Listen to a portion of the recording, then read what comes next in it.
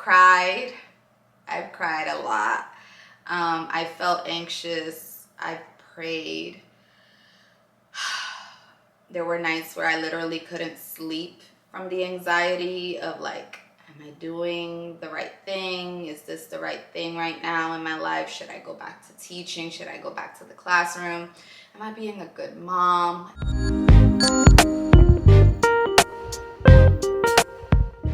Hey guys, welcome back to my channel. My name is Eliana and I am back with a really great video. I hope it's a great video for you, but it's a great video because it's been a while since I've touched bases with you guys, since I've given you any updates. And let's be real, like my life has changed so much in a matter of a year plus, and it was time. It's time for me to update you guys. It's time for me to get back to business and upload more content for you guys. So I am so excited that you're here, that you're subscribed, hopefully, and that you're tuning into my future videos. So as you guys know, it's one of my most watched videos right now on my channel, but I left the classroom. I left the classroom late October 2021, and it was one of the most hardest decisions literally of my life, because teaching was my life. Being a classroom teacher was basically all I ever really knew. It's been a part of me. It's a huge part of me. And I was doing it for 10 years. So I left the classroom after 10 years. I was pregnant, very pregnant. When I left the classroom, I literally left the classroom a few days before having my baby girl. So she was born October 26th, and I left the classroom, I believe it was like October 21st or October 22nd, something like that.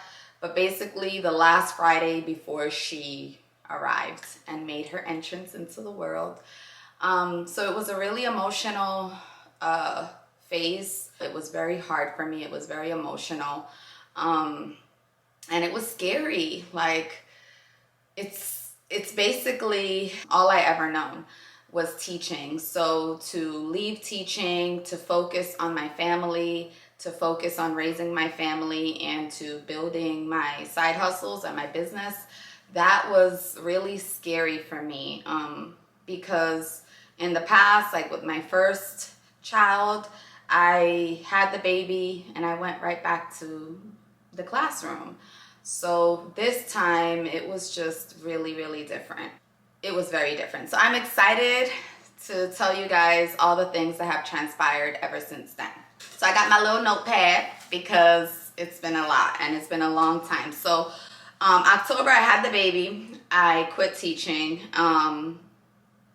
My aunt visited me. My aunt was the one who took care of me. Shout out to her. She's the real MVP. My mom had undergone surgery for her arm. She hurt herself while working. My mom is a home health aide, or was a home health aide, and she hurt her arm at work. So she was going through her surgery herself and couldn't be here to help me those first few days after I had my baby girl, just Elly. So my aunt visited us and I started breastfeeding. I was able to breastfeed again, and I was so happy about that. Then November and January came. We celebrated the holidays with the fam, and my mom came to visit us in January. So for Dia de los Reyes, which in the Caribbean, in Mexico, Latin America, we celebrate Dia de los Reyes, which is Three Kings Day. She was able to be here with us and finally meet baby Giselle and spend some time with us, which was much needed because we missed her. At the end of January, we opened up the daycare, guys. So a lot of you guys wanted to know what I was going to be doing after I left the classroom. And, for a long time, I wanted to open up a daycare. My mother-in-law owns a home daycare. So she has been running her home daycare for about 20 plus years. And for a while, she was telling me that she was going to retire, that she wasn't going to be able to take care of Giselle like she took care of my first child, Giannis. 5 years ago. So that really, like, that was one of the main reasons, honestly, that I left teaching. There were other reasons too, which I will definitely make another video for that, because there were a lot of reasons why I left teaching. But one of the main reasons was finding quality childcare for my daughter. Like, I had my baby and there was basically no formula, because we literally didn't have formula on the shelves in any store. Like, there was a formula shortage nationwide. So there was no formula, but thankfully I was breastfeeding. So I was so happy about that and grateful. When it was time to transition her though, like, yeah, I needed that formula and there was no formula. But yeah, I couldn't even find quality childcare. I couldn't even find childcare. Everybody was telling us that there was a wait list. I would get on the wait list, all this, mess. It was just a hot mess.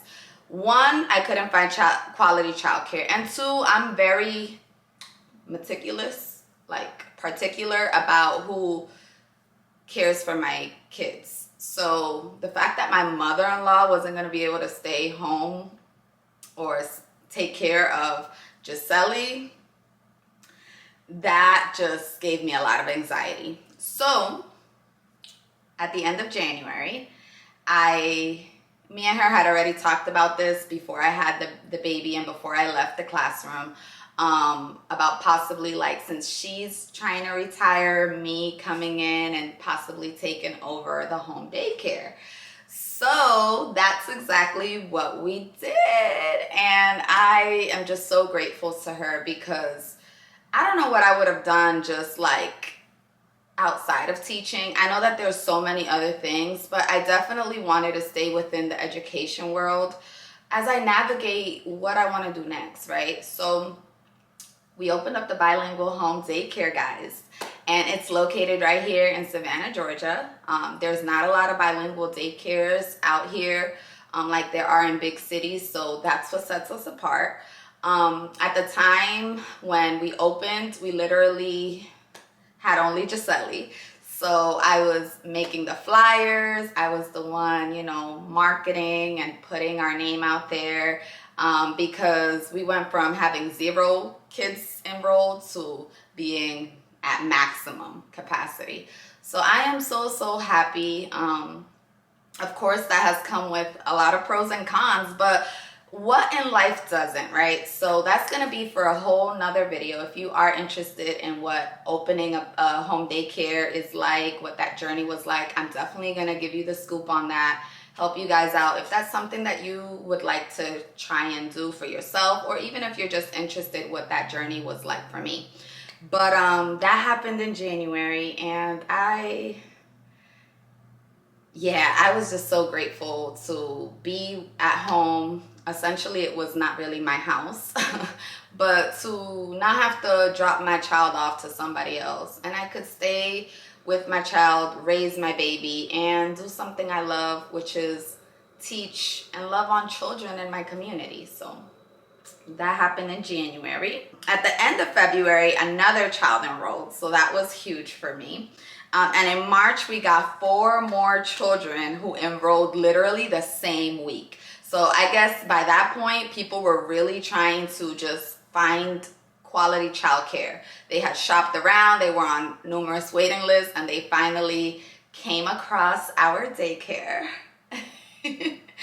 And once, it was literally like they would come in for their tour and they would like, okay, where's the registration? Like they would immediately enroll their children. So I feel so blessed to have gotten our daycare with children like enrolled so quickly. So we opened up in January, and by March, like we were at maximum capacity. And for a home daycare, you can only have 6 to 8 children. So when I say maximum capacity, that's basically what I'm talking about. So April and May was a struggle because like by then I was still trying to balance being a mom to a 1-year-old. Now I got this daycare that's full of children, right? Before it was a little easier because it was only like 1 child enrolled, 2 children enrolled. But by the time we maxed out the daycare, I was basically working from 7 a.m. to 6 p.m. And my child, which is Giannis, my 4-year-old at the time, he was in pre-K. I was having to leave the daycare, so my mother-in-law would stay, and I would have to drive across town to go pick him up from his school. So as you guys know, or you might not know, pre-K is a federally lottery funded program, so not every site will have space for pre-K. It's really hard to get your child into pre-K. And so the school that he was enrolled at was literally across town. It was literally by my house. And I'm about 30 minutes away from the home daycare, which is at my mother-in-law's house. But that was really hard, like having to stop everything, go across town, pick him up, drive all the way back. So sometimes what my mother-in-law would just tell me to do is just like take the baby, pick him up, and then just go home for the day. 5 o'clock to 6 o'clock, which is the last hour of the day, I got it with the rest of the kids who are here. Most of the kids were already leaving by 4 o'clock anyway, so it wasn't a lot of kids that she would have to watch. But she did help me with that transition. It was really hard to drive around with an infant, wait in that car pickup line, get my son. Then, yeah, it was just like a lot. So April and May was when balancing all of these things was becoming real. Like it was becoming a little bit of a struggle. So I'm not even gonna lie about that. May came around, the end of May, Giannis finished pre-K, and we also celebrated his 5th birthday on May 13th. So that was really, really just like a big milestone for me, for him, for his dad, for all of us, because 5 years. June came around, June and July, we enjoyed our first summer with baby Gisele, and we took a mini family trip. For Father's Day, we also took another trip to Florida. It was for Father's Day weekend / Juneteenth. So I had that Monday off, I remember. It was a really fun time, and I'm so grateful we got to do that. August, then Giannis started kindergarten. Oh my God. So this time around, he was a little bit closer to the daycare. So I was so grateful about that. I made sure that was one of the things that we put in order. So he started kindergarten, you guys. Oh, my heart, I literally cried.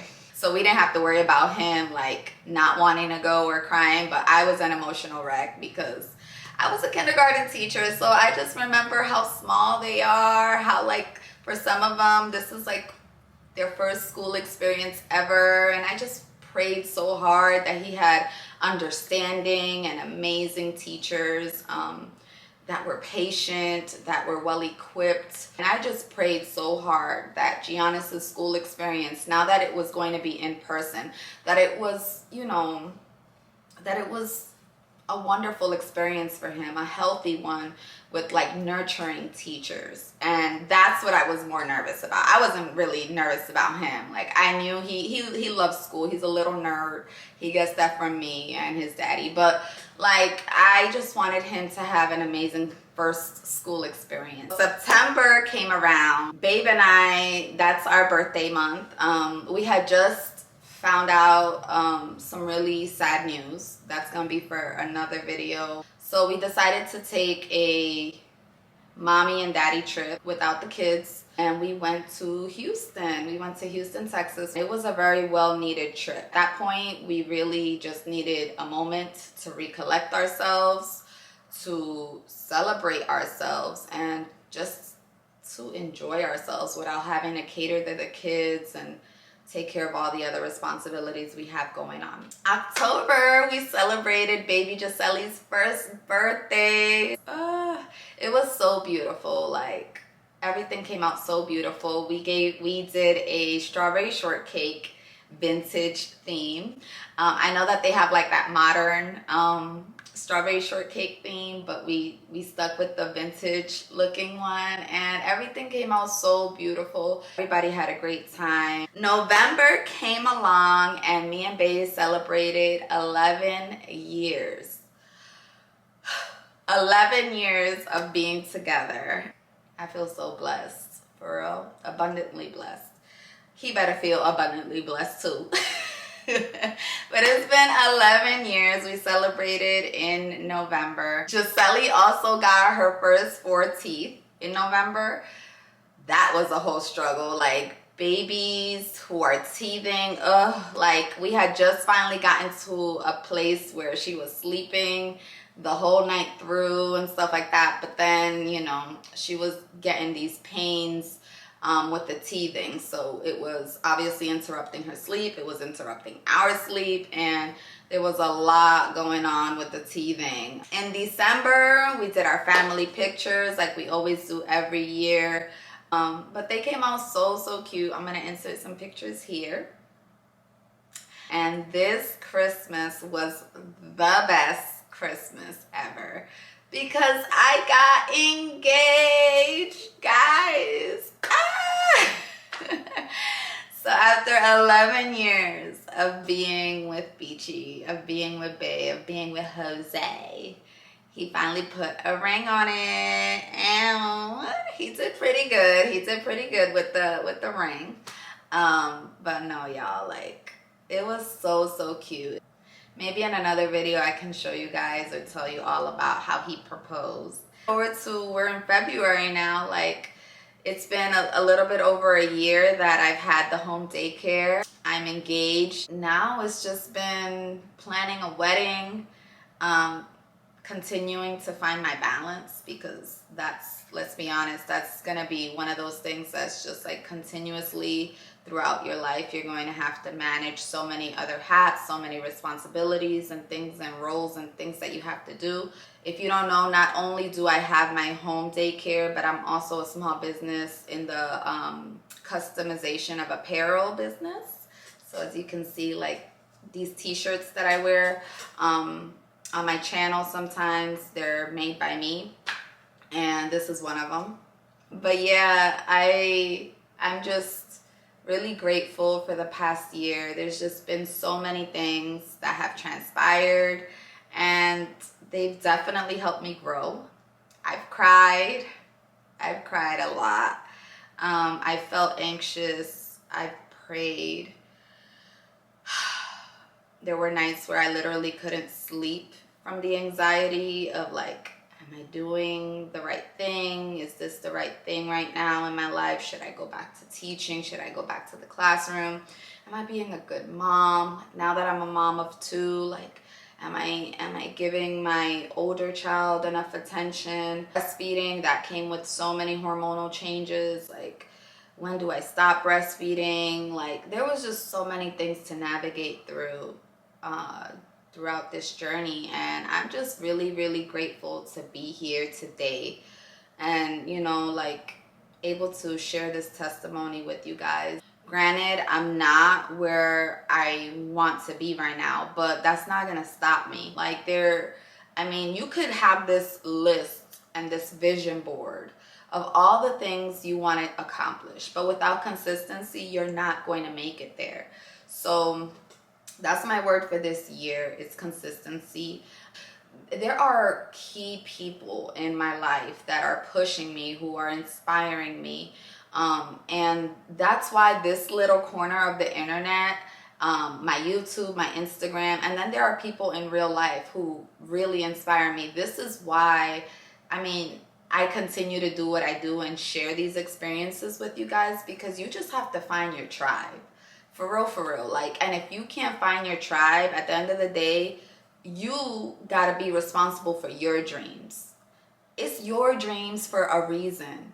It's your vision. So if you don't have support from nobody else, at the end of the day, it's your vision. So you don't let nobody else stop you from reaching what it is that you're trying to reach. Like, there's gonna be people who are going to pour this negativity onto you. They're going to feed you these, like, but you know, like, you really gonna leave your secure job to do this? Like, they're gonna project their own fears onto you, and you have to be strong-minded as AF to just be like, no, like block that negativity, accept their advice in a very courteous and respectful way, and keep it pushing. Find the people who are going to pour positivity into you, who are going to clap for you, who are going to share your reels, or who are going to click that like and share button, who are going to subscribe to your channel. You know what I'm saying? Like, don't let those people who don't support you stop you. And with that, I just want to say thank you to all of you guys for leaving me comments, for just subscribing to the channel, for returning and staying tuned for videos, because at the end of the day, like, that kind of support is real to me. Even though I might not know y'all, some of you guys I do, some of you guys I may not know, but that's the kind of support that will continue to help drive a person like me. Life is short, so why not go after everything you deserve? And that's on period. Period. So on that note, you guys, I'm gonna stop the video right here. Leave a comment down below if anything I said resonated with you guys. Until next time, you guys, thank you guys so much for being here, and I'll see you in my next video. Bye.